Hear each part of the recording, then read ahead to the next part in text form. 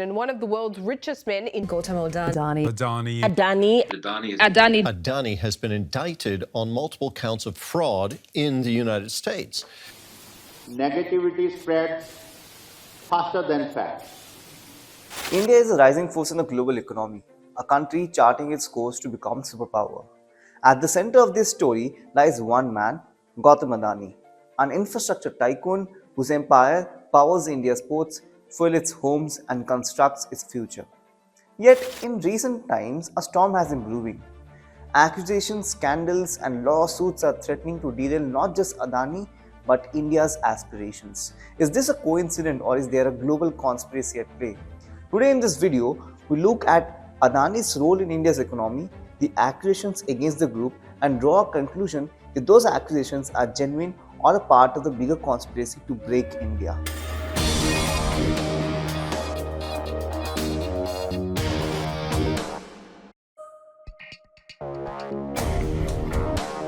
To understand why Adani is under attack, we must first recognize his pivotal role in India's economy. Adani operates 13 ports, managing 30% of India's maritime trade. His airports handle nearly a quarter of the country's passenger traffic. His cement businesses, energy plants, and infrastructure projects employ tens of thousands and touch millions of lives. Beyond India, Adani Group has demonstrated impressive global expansion through strategic investments across multiple countries. In the United States, the group has committed $10 billion to energy and infrastructure projects, creating around 15,000 jobs. In Tanzania, a $900 million investment includes a public-private partnership for high-voltage power lines and a concession to manage the main container terminal at the port of Dar es Salaam. In Sri Lanka, Adani is enhancing regional port operations with a $553 million investment in port terminal project. Meanwhile, a $1.3 billion power supply agreement with Bangladesh ensures electricity delivery from Adani's Power Goda plant in India. In Kenya, the group was negotiating for a $1.3 billion deal to construct high-voltage transmission lines. In Israel, Adani is advancing port operations, although specific investment figures remain undisclosed. Similarly, the group is exploring investment in 2 airports in Vietnam, signaling a growing interest in Southeast Asian infrastructure. Lastly, in Australia, Adani is developing renewable energy projects, including solar initiatives with a planned capacity of 1500 MW, backed by an approximate investment of $12.1 million. Now the accusations. Let's unravel the timeline. The first tremors began in 2022. In 2022, Adani Green struck a deal with the Sri Lankan government to supply wind power through projects in the northern province. However, this agreement faced strong opposition from the Sri Lanka's political opposition, who criticized then-President Gotabaya Rajapaksa for awarding the project to Adani without sufficient transparency. The controversy emerged amidst widespread economic turmoil in Sri Lanka, which triggered mass civil protests demanding governmental accountability. This protest ultimately led to the resignation of President Gotabaya Rajapaksa. However, the Adani project didn't get stalled after a new government under the leadership of Ranil Wickremesinghe was formed. In January 2023, the Adani Group faced significant scrutiny, especially following allegations by the US-based short seller Hindenburg Research. In its report, Hindenburg accused Adani of brazen stock manipulation and accounting fraud, spanning decades, improper use of offshore tax havens and unsustainable debt levels. The timing of these allegations coincided with the Indian opposition leader Rahul Gandhi's ongoing criticism of Prime Minister Narendra Modi's over alleged ties with Adani.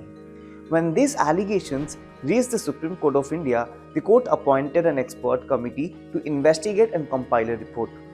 However, it refused to transfer the probe into stock price manipulation to a special investigation team and instead directed SEBI, India's market regulator, to conclude its inquiries into 2 pending cases within 3 months.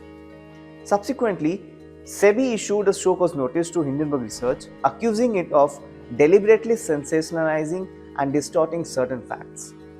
In retaliation, Hindenburg alleged that whistleblower documents exposed SEBI chairman's connection to offshore entities implicated in the alleged money siphoning scandal, including Adani.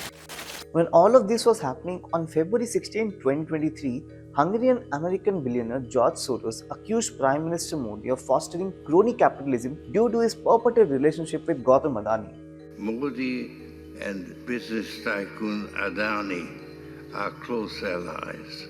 Soros' remarks added fuel to the fire, sparking debates over international influence and political biases, given Soros' contentious reputation, particularly among US Republicans, a topic which we will discuss in a different video.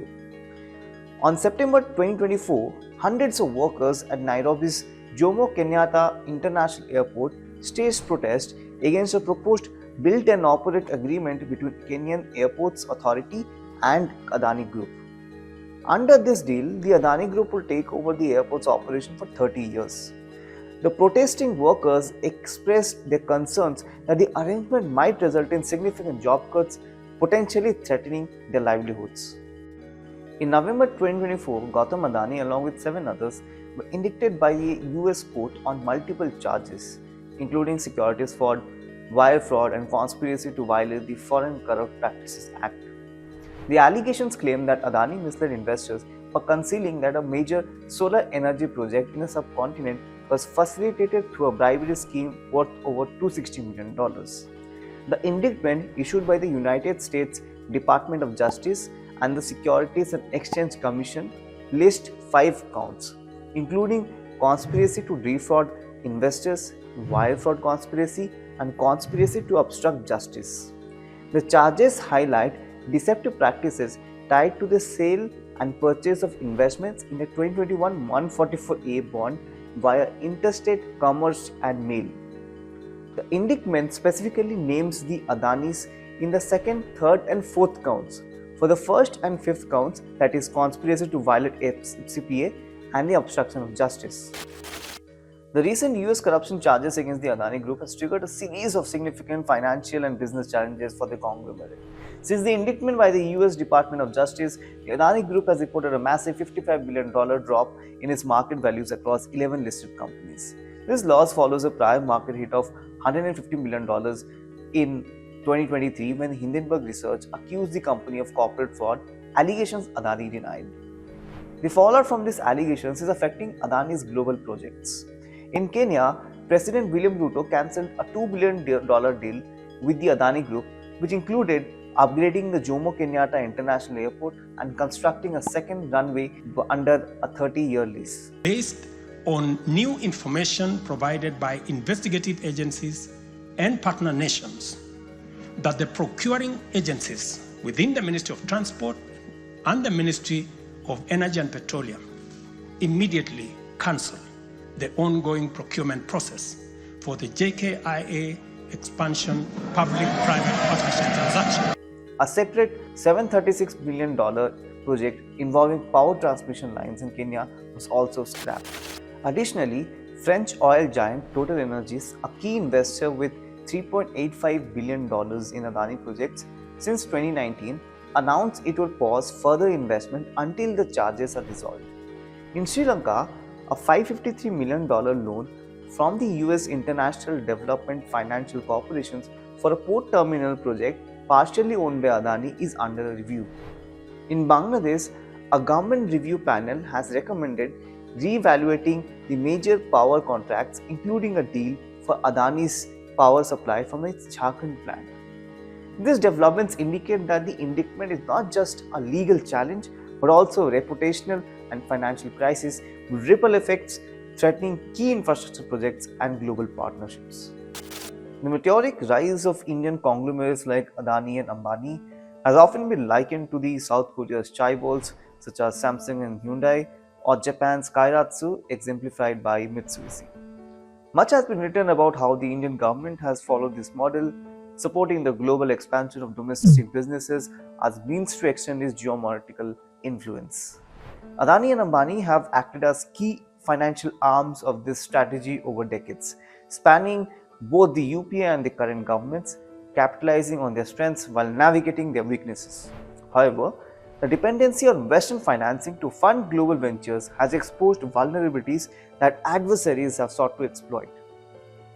Unlike China, which finances its global footprint through its own resources, Indian firms often rely on Western funding to fuel their international ambitions. For instance, US financing backed an Adani project in Sri Lanka, underscoring how deeply intertwined Indian firms are with Western financial systems.